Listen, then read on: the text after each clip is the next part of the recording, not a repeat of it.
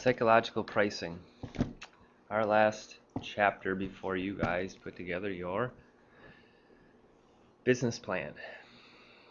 So, what do we need to know about pricing? Well, there's basically two reasons why customers buy. One is for rational decisions. They justify why they buy, and another is for emotional reasons. Maybe not always buying at the lowest price available. And remember, these are for services also. How do prices affect you psychologically? Think of reasons why maybe you have bought in the past. Has quality always indicated to you a high price? Many people associate high prices with high quality. Even with a great promotional plan, advertising plan, still high prices usually are associated with high quality. Think of self-image. If we talk about emotional reasons why people buy, have you bought a product and you were proud, confident? Have you bought products and been embarrassed, insecure? Have you bought products for status? Or maybe not. Sort of the look at me, look at what I'm wearing, look at what I'm driving, look at how I'm feeling. I'm going to buy it because it makes me feel this way, that way, or the other. Maybe you just thought you were a wise shopper and you outsmarted maybe some of the manufacturers and you got the best deal out there. Maybe you just thought of yourself as a wise shopper. Here are some ways prices are set. This is what we'll examine today. Auctions is a way of setting prices, maybe starting low, going high in an auction in a competitive. How you use it in value, maybe just the opposite of an auction. Sequential reduction, starting high and then going low. Maybe you could say a bartering system. We'll talk about reference pricing, leader pricing, which is a part of promotional pricing, baiting, which is highly unethical. Other psychological pricing techniques, the main ones we will focus in on for today's lesson, odd and even pricing, sort of speaks for itself. Price lining, a good way to think about price lining is good, better, and best. Backward demand pricing, prestige pricing.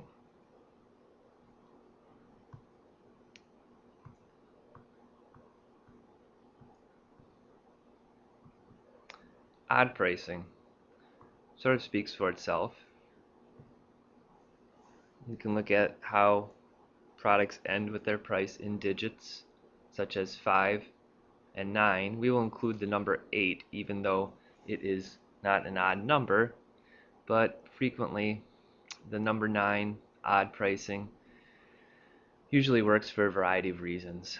Many businesses have found that the number 9 is almost magical. It's almost like attracting bees to honey. Very advantageous. One thing to remember with odd pricing are some of the guidelines that businesses or rules of thumb that they follow. There's 3 of them. Under $5, usually you will see prices end with a 9 or an 8. So for example, $3.99, $2.98. The next price range would be from $5.01 to $50.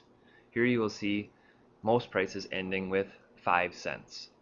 And lastly, above $50, you will see it ending in dollars and not cents, and with a 5 and or a 9. One of the real advantages to odd pricing is to prevent from employees stealing from the business. In order to have an odd number, exact change must be given back, or accurate and correct change must be given back. So advantage to odd pricing. Even pricing, think in your head, what has maybe, but not higher quality, would you say? $10 or $9.99, $9.98. Later today you'll be looking for examples of even and odd pricing to go along with the next three. Prestige pricing.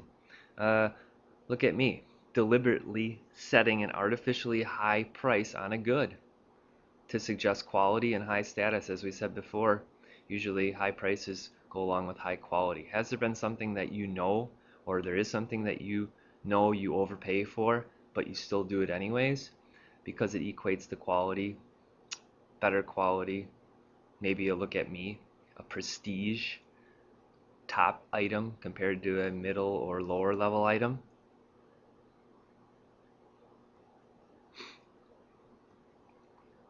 Promotional pricing. There's a couple different ways. We just wrapped up the unit on promotion pricing that businesses will promote their prices. Usually through a time frame as a promotional sale, or just as an immediate sort of promotion to get you into the store at any given time. That way would be called a leader or leader pricing. Businesses would like to lead you into the store to get you to buy other regularly priced in addition products. So, for example, on Thanksgiving, they may use leader pricing to price turkeys very low, at a low price per pound as you go into the store. Can you think of what else you need for a Thanksgiving meal? Sure. Maybe ham, potatoes, milk, sweet peas, pickles, a whole grocery list of other things that lead you in the store to buy the rest of the items for your meal because the turkey price is so low. Maybe it's a office supply store. Pens are on sale. Okay, the business isn't going to make a lot of money on pens, but maybe they have some free or items that are priced very low to get you into the store. And then once you're in the store, you might buy some printer paper, some ink cartridges, some zip drives or discs, some other computer related items that you need when first of all you were going to the store just to get some pens or pencils. And drugstores also will use this leader philosophy. One of the ethical issues with leaders is baiting and switching, they call it. They will bait you to the store and say they don't have the price that they're advertising and then try to sell you something for more expensive. Highly unethical, but businesses have been known to do that in the past as using ethics unethically with promotional and leader pricing. Lastly, the second type of promotional pricing is sale pricing. Sale pricing, a good event going on right now might be, or you've seen examples of, would be maybe a Easter sale, a spring fling sale coming up with spring, a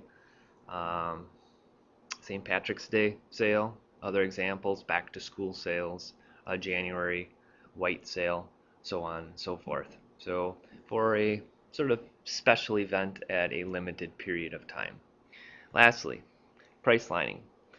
Price lining, if you can think of price lining as good, better, and best, and what types of products are offered, that will be a good way to remember it for you. Such as good, better, and best as price points or price levels. Products that are sold at intervals, such as maybe dishwashers, washing machines, TVs, cameras, maybe phones, all things that have different price levels. It is very advantageous for a business to set at 3 different price points.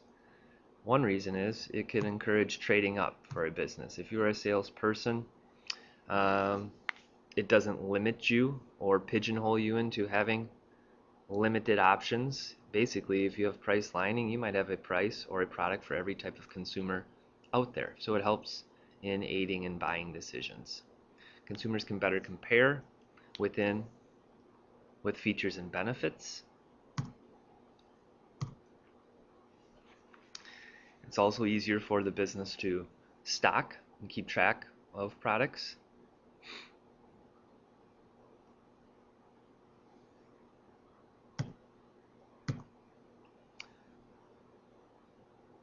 Price lining usually successfully used in pricing such as clothing, shoes, and even sporting goods. Disadvantages: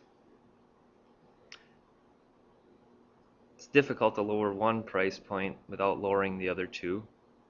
May be difficult for competition wise, and may be difficult to compensate for rising costs. We will have a brief sort of bell work at the beginning of the hour on this to review that.